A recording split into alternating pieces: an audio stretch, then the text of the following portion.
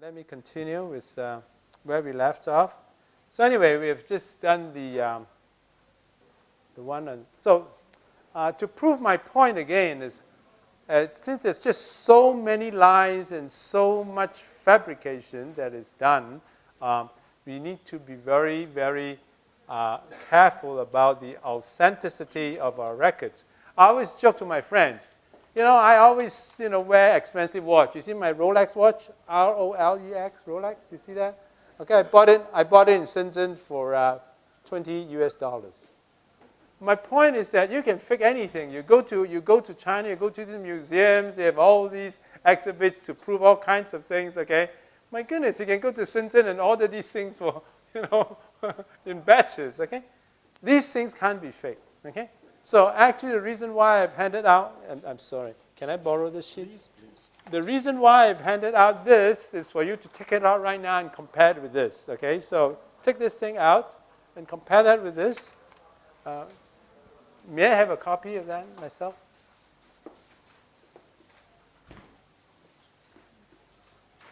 Thank you. And so,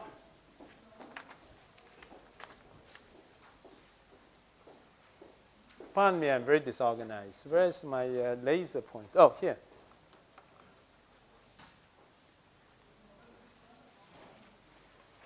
This one is 1461, right? The one that you have, the map that you're holding, that is 1461.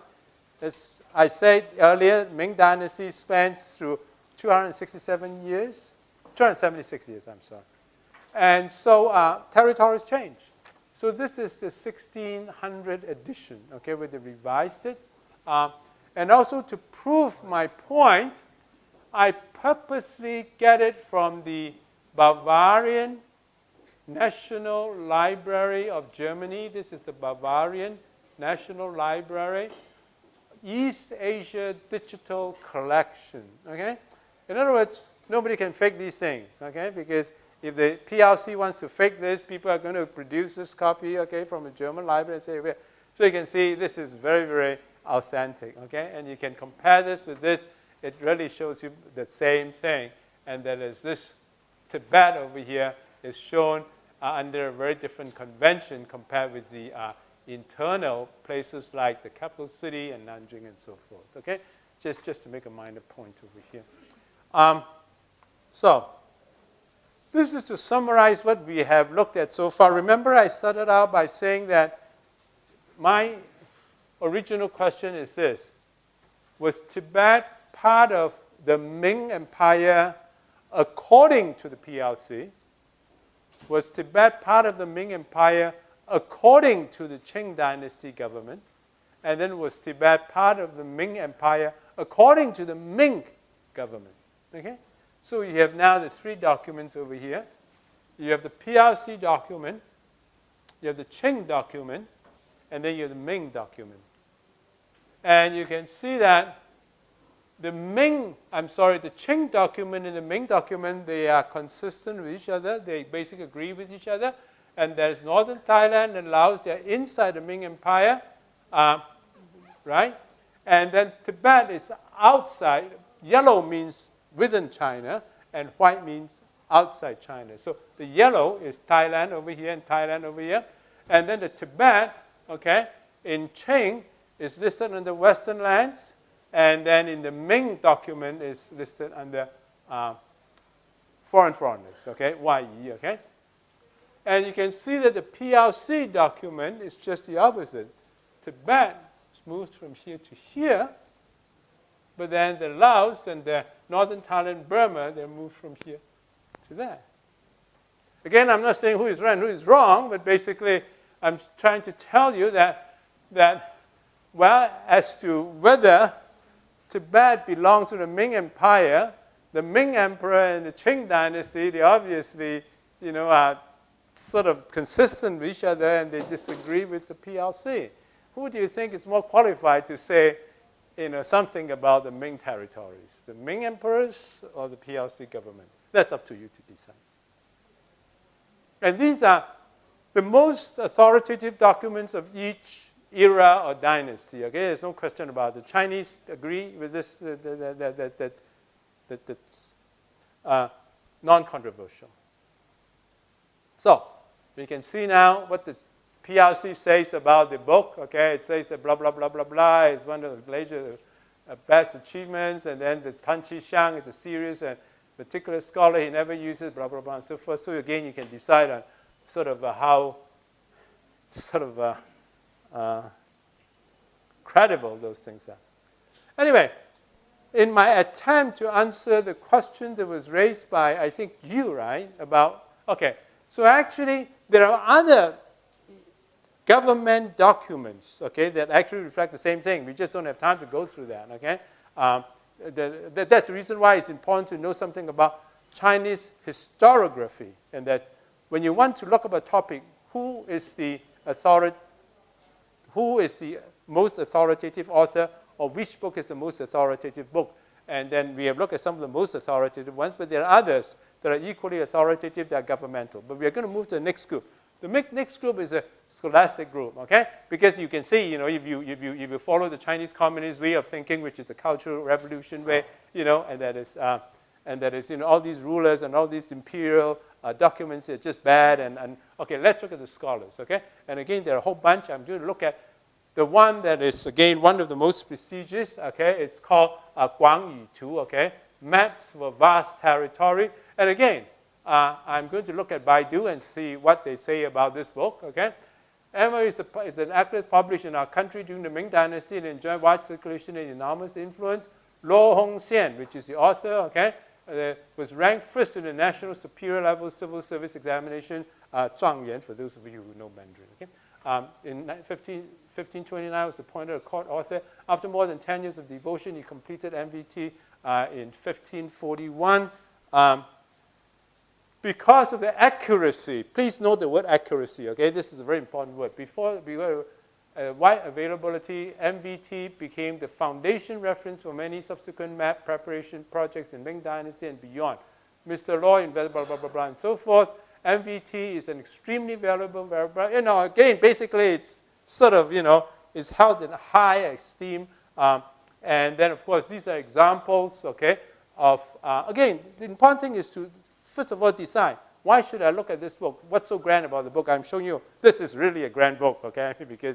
And so you can see these are the journals, okay, in China, that published, okay, in 1991, talking about this book, and says, Luo Hong-Shiang was not only an outstanding cartographer, blah, blah, blah, blah. The Italian Jesuit Martini was hailed by Westerners as the father of Chinese geographic science, but in fact, Martini stated in the preface of his atlas that he drew most of his material from this book, okay, Laws, okay? It shows that it's impossible to overestimate MVT's influence in shaping global geographic perspective and advancing international cartography. This one, okay, another PRC journal article says MVT is an excellent work that extended tradition and opened up future of nations' geographic, cartographic science. Again, in other words, if you go to the standard databases that are operated by the PRC, there are just hundreds of these entries, okay, praising, sort of the stature and the accuracy and the authority of this book, okay? So let's see what this book says, okay? This is not a governmental book. This is a scholastic book, okay? Again, I'm giving you some addition. I will not get into technicality again because we need to talk about the authenticity, okay? Even though you say that the book is a good book or authoritative book, how do you know that this is the accurate version? How do you know it's a genuine version? And I'm saying that, okay, you have all these editions, some of them, of course, again, produced by the PRC, and they're recognized by the PRC, including this one is the original copy of the Ming book, okay, that was kept in the library, and then now you can get photocopy images of that, okay? So again, there's no question that we are getting the real thing. So what does the real thing say? MVT consists of 2 scrolls, scroll 1 and scroll 2, okay, each consisting of about 100 pages. So let's look at scroll 1. Sheet 2, okay, at the very beginning of scroll 1, at the very beginning of a book, they start, because it's a geography book, right? They start out by telling you about the Chinese territory. The territory of Great Ming. Eastward, it starts from Korea.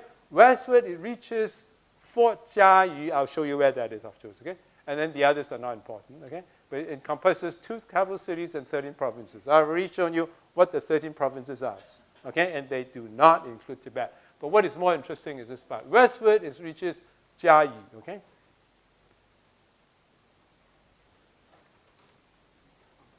This is Jiayiguan, okay? So Luo Hongxian is saying that westward, again, it's in a bragging tone. We are so big, okay, they be as far west as this part. This is Tibet, of course, TAR, okay? And so actually it doesn't really quite touch even the eastern boundary of Tibet over here. So anyway, now again, I want to remind you once more, okay, please remember this place, Xingshu Lake, okay, somewhere in Qinghai, okay, because this is going to come up in a few minutes. So anyway, then it shows a map, okay? And that is, again, in the first 2 sheets of the book, okay, after telling you the western limit of the Ming Empire. This is a map. I know it's too small for you. So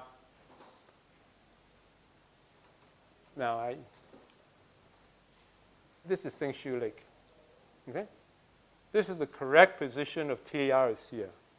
TAR is so irrelevant that it's actually outside the map. In other words, I don't even want to talk about you. You're so irrelevant that you're actually outside. The western end is Xingshu Lake. And I again want to remind you what Xingshu Lake is. Okay, let me show this thing. Remember? That's Xingshu Lake. In other words, the map covers up to about over here and that end, because beyond that, it's just totally irrelevant. But does it mean that this side is China? No, that's not what it says either, because actually, you see, the reason why Xingshu Lake is shown in many of the Chinese maps is because the Chinese believe that Xingshu Lake is the source of the Yellow River, okay? So because of that, it's a very important landmark. So that's the reason why the Chinese are interested in it. But the Ming Chinese didn't think that Xingshu Lake was part of the Ming Empire. So it was included in the map, but actually, okay, I'll show you the boundary later on. The boundary line isn't very clear. But it's interesting for them to show that, you see, this is Xingshu Lake, okay? The correct Tibet is over here, and then they show the Wusizang over here, okay? This is Wusi, and these are the Dongpu Han, Hanhu, and this one is Doganci, Wusizang. And these are all standard terms for Tibetan polities, okay? These are names are given, of course, by the Ming Chinese.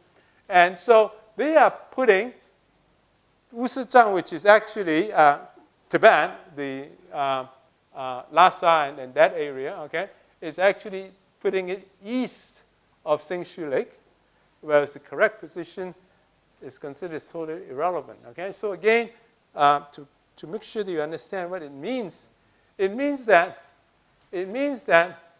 the map stops here, and then they're putting Wusizang, Tibet over here. Okay, that's what it is. Remember, just now we already said that the Chinese all agree that this is the most authoritative map with very high. Remember, I asked you to remember what accuracy is considered as a very accurate map.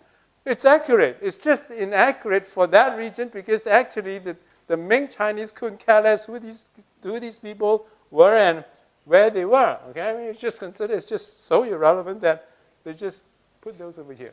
Okay, so actually, there are really 2 ways of looking at it. One way is that you don't know where that place is. How can you possibly control or govern the place? Okay, but secondly, even if you say that Wusizang was part of China, you're talking about this Wusizang and not this one, okay? And so basically what it is.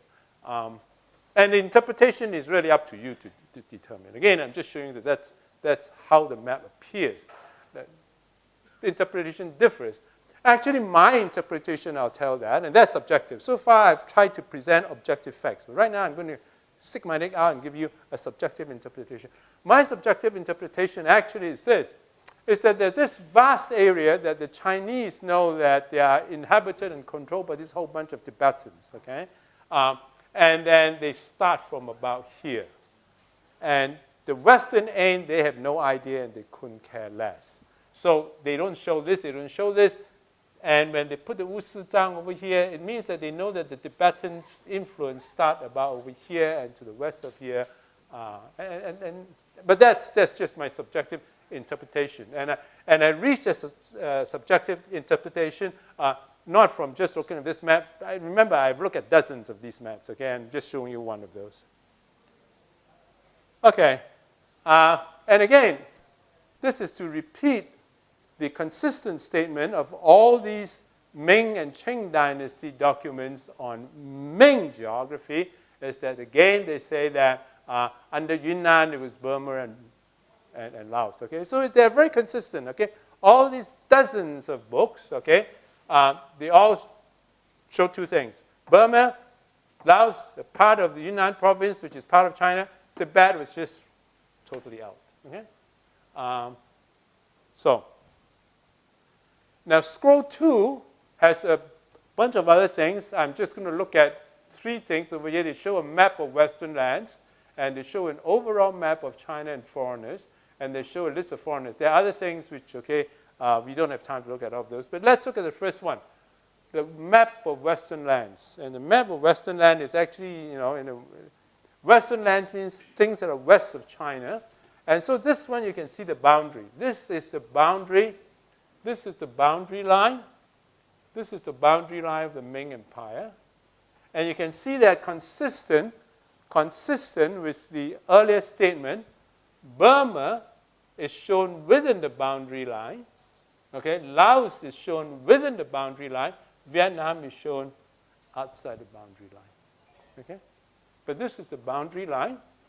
And then outside the boundary line, you have Duogansi, and then you have Wuzizang. Okay, Wuzizang. Wuzizang is very close to the boundary, but it's outside the boundary. Okay?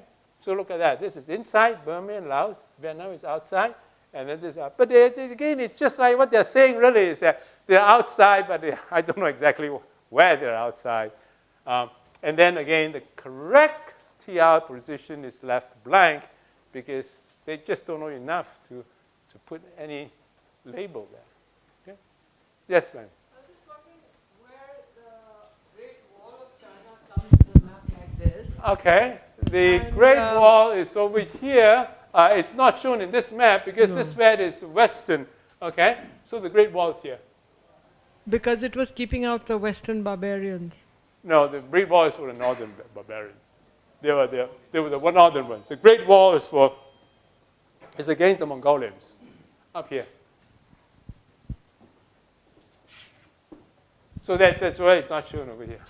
Incidentally, this place, this shows India. Okay, this is South India. This is there. So the India is labeled. It's interesting to show that India, the South India, North India, they're labeled over here, but Tibet is not labeled.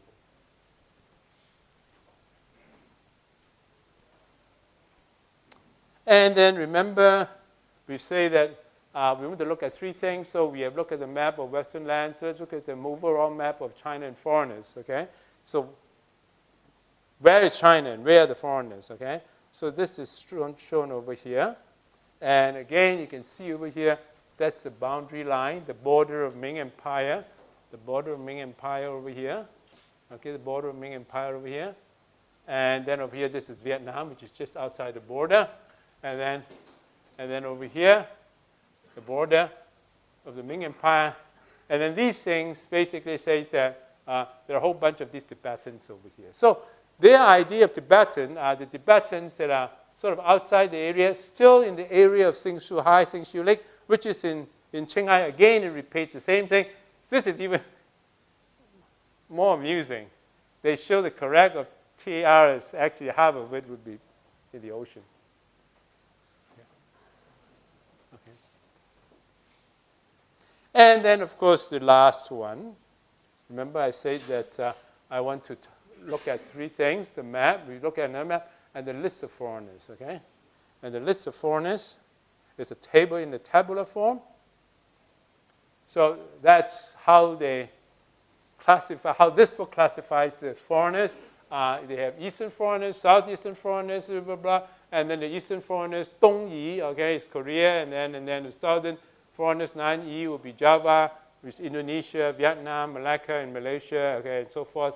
And then, of course, the Western foreigners, these are Tibetans. And again, you see, they do put down these honorific titles, and they recognize, yeah, the Ming government gave them these titles, but they also recognize that giving them titles doesn't make them part of China, which, of course, is common sense if you think about it. Just because you give me an honorific title, I'm going to give you my family and my house. I mean, it's just common sense if you think about it. So anyway, so this is the original document. For those of you who can read Chinese, you can see that that's what it says over here. Xi, okay, Western foreigners, and then these are the Tibetans, okay, Tibetans, and you have all these people who have gotten, these are chieftains, okay, and they're given titles, okay, and we'll talk a little bit more about titles later. Anyway, then these are Nepal, and there's Samarkand, and which of course, as I've said, is in Uzbekistan today. So these are a whole bunch of other maps, okay, and we don't have time to go through that, but okay, so to answer your question about Great Wall, now the Great Wall is shown. This is where the Great Wall is. Okay, this is the Great Wall. Okay, this is the Great Wall. Okay, this is Xingshu Lake. Okay, now this time it shows the Tibetans is over here, which is just next to Xingshu Lake, which is still in Qinghai province, which is still, you know what I mean, which is still quite eastward of, which is Tibet is over here. The real Tibet is over here. They show it over here, and this is the Qinghai area. And this is the boundary. The boundary is very clear. Okay, this is the boundary. Okay, this is the boundary over here. Okay, so that's, again, each of these books in my book that's going to come out next month in Chinese, okay, I give you proof that these are authoritative books. I'm not just picking any dumb book, but these are all authoritative books. So this is one example. These are all scholastic, considered scholastic book. This is one. Again, the Great Wall is here. The Great Wall is here. This is Xingshu Lake, and then this is the Tibet. I'm sorry, the Tibetans, not Tibet, the Tibetans. This schematic is even clearer, okay? They draw a circle, and then they actually show you where these foreigners are. In other words, China is surrounded by all these different foreigners, okay? And this is the eastern part of Qinghai. This is Xining. I remember just now I asked you to remember the place Xining, which is at the eastern border of Qinghai province. And this Shongpan is central Sichuan, okay? So central Sichuan is the boundary, and then outside it, it states very clearly the Tibetans are here, which is, of course, outside the circle. So there are just dozens of books, okay? So I have examined more than 100, okay, of these books, and I haven't found a single one. That's to address your question right now. Is that I haven't found a single one that says that or indicates that would give the reader an impression that Tibet was part of the Ming Empire. And I'm not saying that I can prove that there is none. All I'm saying is that I haven't found one, but you have found one. Why don't you show me? And the PLC, with all its resources, has never been able to show in the propaganda any map to show that. Okay, if I were a patriotic Chinese, I'll then say, oh, that doesn't count either, because as you know, under the Chinese system, they say that all these scholars are what you call the stinking ninth class. Okay, they divide the Chinese people into 9 classes, and the stinking ninth class would be the intellectuals or scholars. So these don't count either. Okay, so let's look at the populistic, the real, what you call the working people, the proletarian class. Okay, what kind of books do they read? Okay, now okay, I'm going to skip this part. Okay, these are populistic references. They are called Lei Su, and Lei Su. Okay. Lei Su, okay? Actually, basically encyclopedias. The Chinese had these encyclopedias since the Wei Jing dynasty, which is like, 600 AD and so forth, okay? As early as 600, 700 AD, they were publishing all kinds of encyclopedias for popular use. And then, of course, we will be only talking about the encyclopedias that are published in the Ming dynasty. And we limited ourselves to those encyclopedias that have 2 sections, the geography of China section and the foreign entity section, so that we can see where they put Tibet. Do they put it here or they put it there? Allow me to digress for a bit, again, just to address your question, and that is, talking about this Tibet-China thing is actually very depressing. So let's talk about something that's a little bit lighter. So let's look at this example of a Lei Su of an encyclopedia. This is the table of contents of this particular encyclopedia, okay? So this particular encyclopedia, the title of which is given over here, it has all these different scores, a different section, and it has a geography section, 地语门, okay? And then there's a section of various aliens. But then there are many other sections, astronomy, okay, on letters, okay, on weddings, okay, on funerals, okay? It's not about Tibet. It's not a book about Tibet. It's a book about all kinds of things, okay? And then, of course, to show you that this is a populist text reference book, this is the next page, okay? This is the tables of content. Goes from scroll 1 to scroll 2 and then to scroll 16. And then down there is scroll 16. And this one is wind and moon section. Anybody knows what the wind and moon section is? Those of you who know Chinese? As a euphemism for sexual matters, okay? And I'll give you an example. I want to prove that this book is a populist book. It's not a scholastic book. It's not a serious governmental book. In case you want to be a proletariat, this is about as proletarian as you can get, because if you look at the wind and moon section, which is not about astronomy and meteorology, but it's about sexual matters, okay? This is a section on convenient collection of love letters. It tells you how to write love letters. And the first sample love letter is a letter to a favorite prostitute. In those days, you don't write love letters to your girlfriend. You certainly don't write love letters to your wife. Okay, you write letters to your favorite prostitute. Okay? And then you can, of course, copy that and then change some words or whatever. Okay? China is one of the few, in fact, I think it is the only major cultures of the world that I know of where there was actually no taboo against homosexuals. Okay? So this is a reply letter from a young homosexual partner. Again, it's a form letter. You can use that, okay, and send it to your homosexual partner. Okay?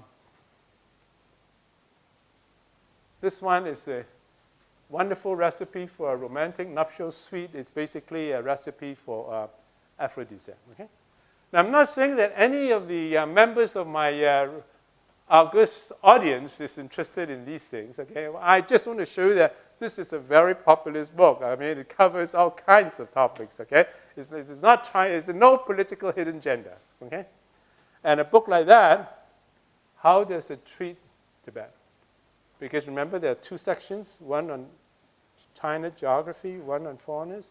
Okay? So I've looked at actually dozens of those. I have only space for so many rows. So over here, I'm showing you 2, 4, 6, 8, 9. Okay? There are actually, again, there are dozens of these. Again, there are original copy Ming Dynasty editions of these are available from libraries in Hong Kong and in Japan, in China, and so forth. And of course, they are reprinted. And they're reprinted also by the mainland Chinese scholars. Okay? So again, there's no faking. Okay? You can see that.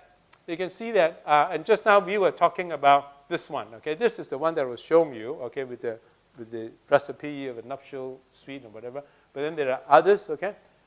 Again, it's consistent. Number 1 is Beijing. Number 2 is Nanjing. Number 3 is Shanxi. The 13.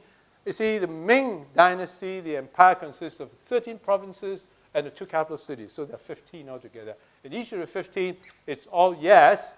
And then Tibet consistently is no, okay? Nobody includes Tibet, okay? And that's in the China section. And then, of course, this is from another book, okay? Another one of those, okay? And then it shows you a whole bunch of foreign countries, okay? Laos is always, see, Laos is borderline. So over here, in some places, in some books, Laos is shown as part of China, and over here is listed as a foreign country, okay? And then this is Tibet, okay?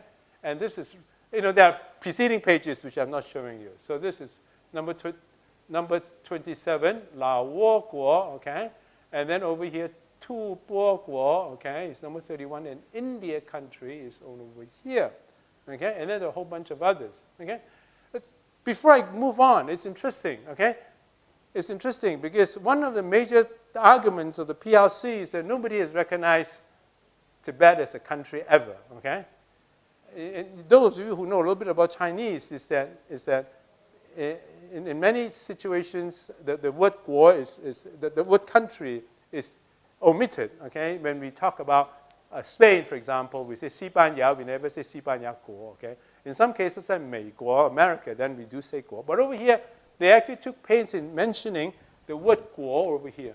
Okay, 老挝国, and then 吐蕃国, they specifically use the word guo, okay? In other words, it's actually interesting that the Chinese are actually the ones that specifically call it a guo. And then, of course, this is Tianzhu guo, which is like India country, okay? So these are all sort of, and then if you look at the way they deal with these, for these different books, you can see that in the alien section, okay, this book would list 118, the two books that we have seen, they would have list all these, 135 countries. If you look at the ranking, you see that they divide these Tibetan regions into two types, okay? The Sifan, which is the closer to the Chinese boundary, and Tupor would be more like today's, what the Kashak government of the Lhasa area. Okay? And you can see that they always rank below Japan and Korea. Again, the Chinese would never accept today the Japanese as their brothers or their sort of whatever you call it, the compatriots, okay? But you can see that Japan, the average ranking, okay, they rank quite high. Of course, the closest country is Korea, okay? But then if you look at Japan, okay, it ranks always higher. And the average ranking, as you can see, this is ranked second. Japan is ranked 12. And the average ranking of all these is. So Tibet not only is a foreign country, again, a country specifically, but it's a country that's ranked way below Japan. So that, I hope, answers your question right now, is that there's just an abundance of these books, either governmental books, scholarly books, or these books that tell you how to write love letters to your homosexual partners, okay? They all show the same thing. There's no way, to my knowledge, there's no way that any Ming Dynasty person, if they read a Chinese book, they will ever get an impression that Tibet was part of China, okay? So, we have talked about one aspect of it. There are many other aspects like taxation, whatever. We wouldn't have time to do it. I hope you would learn Chinese and read my book. I'm just joking. Okay? But my book covers all the other things, like, what about taxation? What about the other things, okay? So let's go on to individual events, okay? Because what we have talked about, taxation and stuff like that, is just a system. What about, system is what you write in the books, okay? In other words, even if I claim that I have collected taxes from you in my books, does it mean that I've actually done so? That's again another question. Okay, so let's look at this story, okay? Emperor Wuzong, okay? And see what it reveals.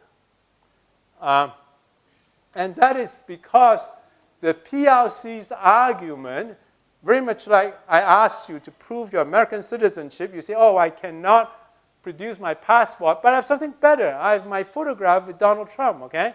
And you know that, well, wait a minute, if you can't produce a passport, you want to show me a photograph of Donald Trump, there's something wrong with you. You see, the PLC, instead of showing people that they were collecting taxes or whatever, or having census in Tibet, they say that, well, we confer honorific titles on these things, okay? On these religious leaders, okay? And then so forth, okay? So this is the official statement of the PLC. That's the justification, okay? That is from the white paper. Remember, we say that the white paper from the State Department, you can look at that. This is the original text, okay? So anyway, let's see how valid that argument is by looking at just one of the hundreds of accounts as recorded. Again, that's the reason why you need to know something about historiography. And over here is that we are talking about, again, coming back from Ming history, okay? Ming history describes this event. It is also recorded in the veritable records. In other words, these are, again, unquestionable credibility and authority. So this is sort of a 90% straight translation of the event according to the Ming history. Okay, so let me go through that. This is the Karmapa, by the way. Okay, this is the Grand Precious Religious King. So the fourth Karmapa went to Beijing and got a lot of gifts from the Ming Emperor. And then some years later, well, actually not some years later, it's 100 years later. 100 years later, the eighth Karmapa tribute submitted in 1506 and again in 1515. At the time of the emperor was misled by his attendants who told him that about Wu Si Zhang Mang, which is this Karmapa, the 8th, that could see through 3 incarnations and was hailed as a living Buddha by people in the monk's country. Again, the word country is used, okay? The emperor wanted to meet him and ordered the eunuch Liu Yun to be the ambassador to invite the monk. And then the advice of the prime minister, the others, was that, wait a minute, okay? Although these are direct translation, okay, from the official history of China. And this is a quotation from the prime minister. Although the earlier emperor of our dynasties have sent envoys there, but that's because the Chinese world has been conquered, and it was done in order to guide and educate the ignorant and to control, comfort the faraway places. After we have enjoyed peace, the succeeding emperors have only bestowed presents to these Tibetans because they came to seek audience with the emperor, but we have never carelessly abused our diplomats by sending them to that remote place. Please note the tone and then the choice of words over here, okay? And they are not even going to make the diplomats suffer, okay? They don't even want to send the diplomats, let alone, governing officers and so forth. I say that this eunuch that you're asking him to do this was asking for a very large amount of resources and nearly 100 large ships. It will cause hardship to a government and a people. Okay?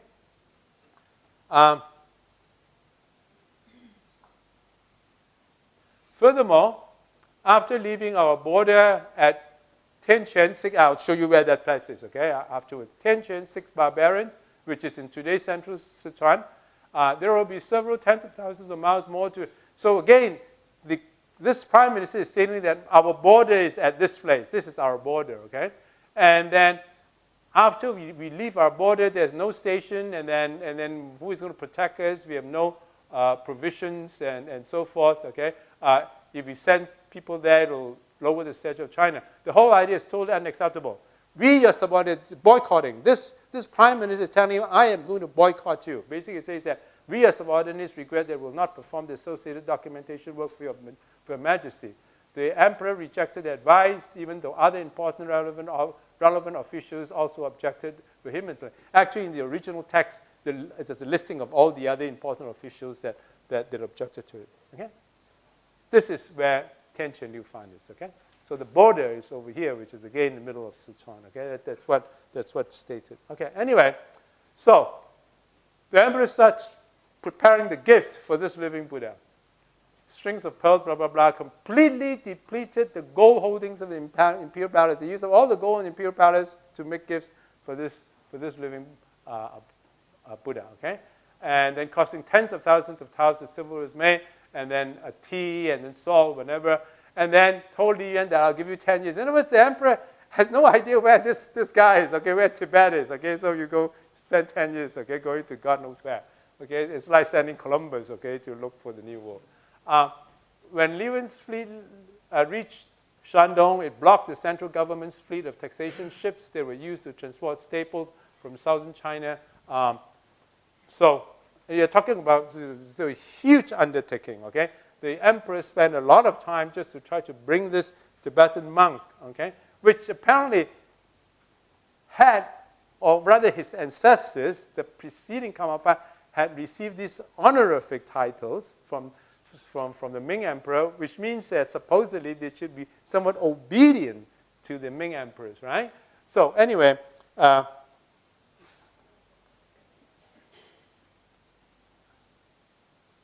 actually the trip goes like that, you see. This is Beijing, okay?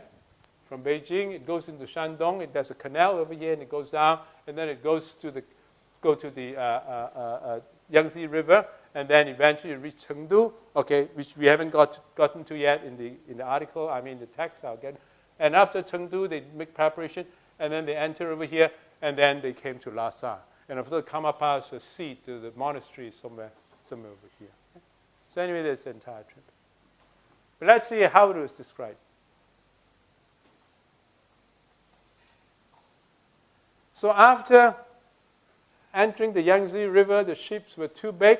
The entourage switched to a procession of smaller boats which stretched for over 100 kilometers. Okay, these ships they're moving all these gifts and all these whatever for going to Tibet. After reaching Chengdu, which is what I showed you just now, which is the Sichuan province, the entourage requisition from local government, 10,000 kilograms of staples, blah, blah, blah, and so forth. And then, of course, they took a lot of things. And then they wanted also the Liu Yun, okay, the eunuch, wanted another 200,000 taels of silver for the trip to Tibet. And the local government, the provincial governments of Sichuan, got to reduce it to 130,000 taels of silver. 200,000 taels of silver was about the annual budget of the entire province. So basically, this guy says, okay, you province of Sichuan, give me more than half of your annual budget so that we can make gifts, okay, and whatever, and go and invite this monk. Okay, so the workers then labored day and night to make the required items.